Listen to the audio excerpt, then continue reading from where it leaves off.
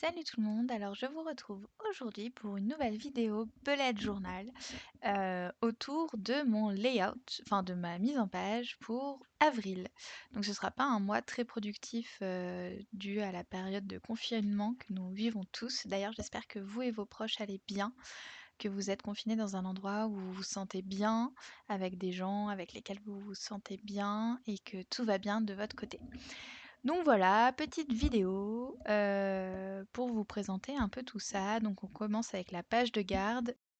En fait, j'ai gardé de mon mois de mars cette méthode de collage de papier craft que je récupère sur des enveloppes qui me sont envoyées et qui, je trouve, va très bien avec mon idée de déco, de petites feuilles et fleurs euh, dans les tons assez chauds. Voilà, j'avais envie de quelque chose d'assez végétal, donc je me suis amusée, j'ai laissé libre cours à mon intuition et mon imagination.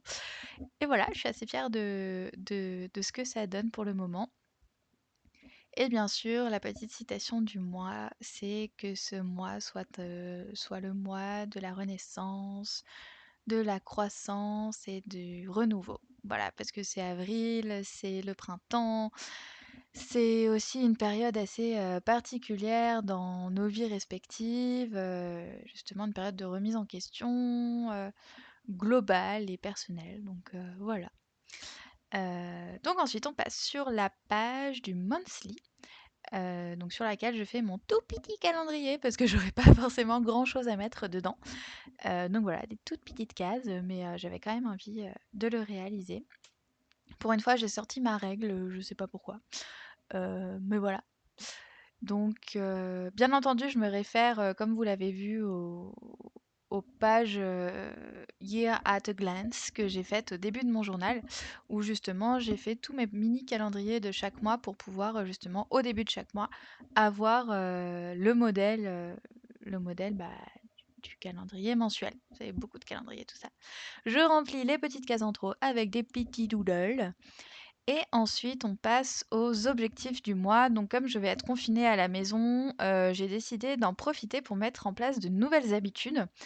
Une habitude, ça se prend en 30 jours et clairement, le confinement va durer un peu plus longtemps que ça. Donc, j'ai décidé d'essayer de me mettre au sport, d'apprendre le suédois, de manger plus sainement et de recommencer à lire. Voilà, c'est des objectifs qui me tiennent beaucoup à cœur et que j'aimerais vraiment réussir à mettre en place, que j'ai commencé à mettre en place d'ailleurs, et je suis assez fière du chemin parcouru. Ensuite, petite to-do avec les vermifuges pour mon chat et les dates des anniversaires de mes proches, qui sont tous nés la même semaine d'ailleurs, en avril. Et là, quelque chose d'un peu différent que j'ajoute depuis le mois de mars, c'est le calendrier des phases lunaires. Donc en fait, on suit le cycle de la lune, premier croissant, lune gibbeuse ou gibbeuse, je sais jamais. Et en fait, ça me permet de me caler en fait sur ces cycles. Je trouve ça intéressant de faire des tirages de cartes de tarot en fonction des cycles. Donc je vous en parlerai peut-être plus tard. En tout cas, si vous voulez voir l'article que j'ai fait sur mon blog à ce propos, je vous le mets le lien dans la description. Mais j'ai commencé donc à me tirer les cartes parce que pas forcément pour savoir de quoi demain sera fait, si je vais rencontrer l'amour ou pas, parce que déjà c'est fait. Mais non, surtout pour m'aider à trier mes pensées, heu, à savoir, comment gérer certaines de mes émotions, et cetera. Donc voilà, tout est dans l'article.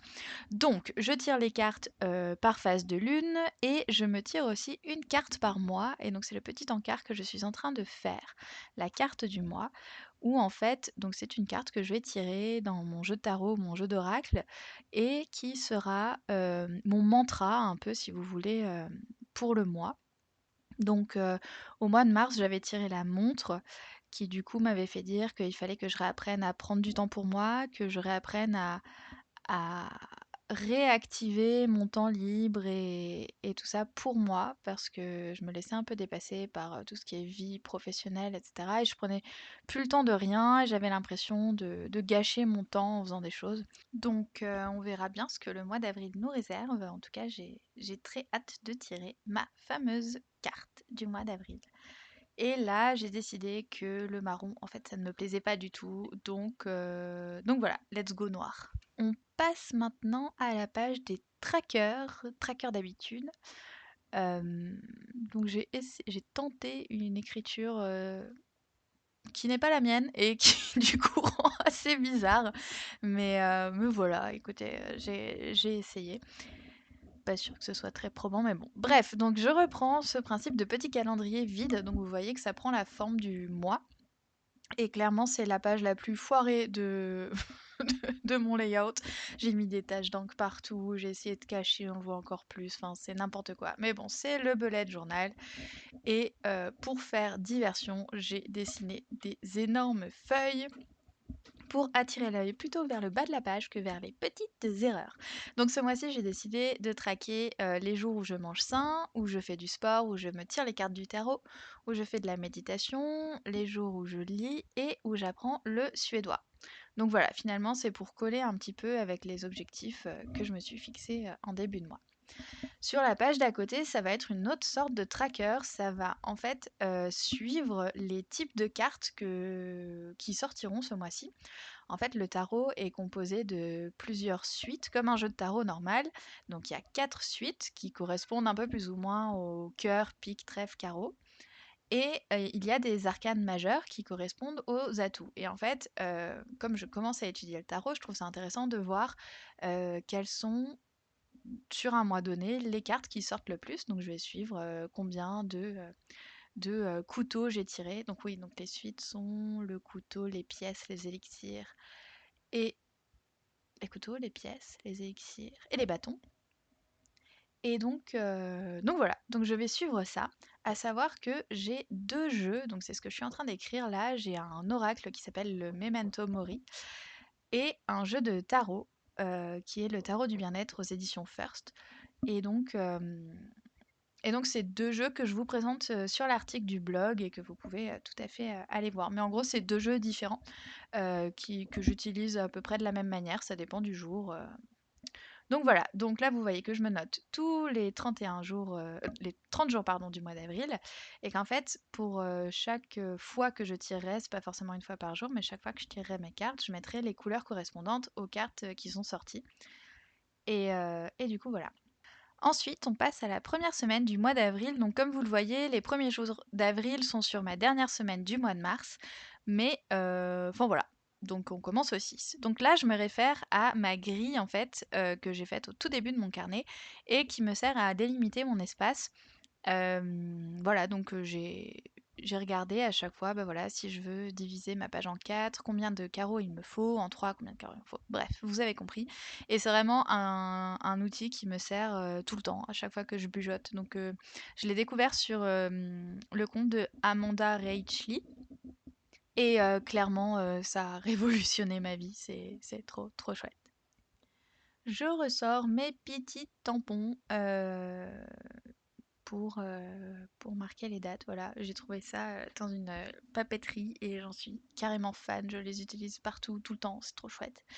Et bien entendu, pour la déco, je reprends mes petites feuilles qui sont assez simples à faire, hein. Je sais pas si vous avez vu, je fais des gros pâtés de couleurs et ensuite je mets des traits noirs dessus.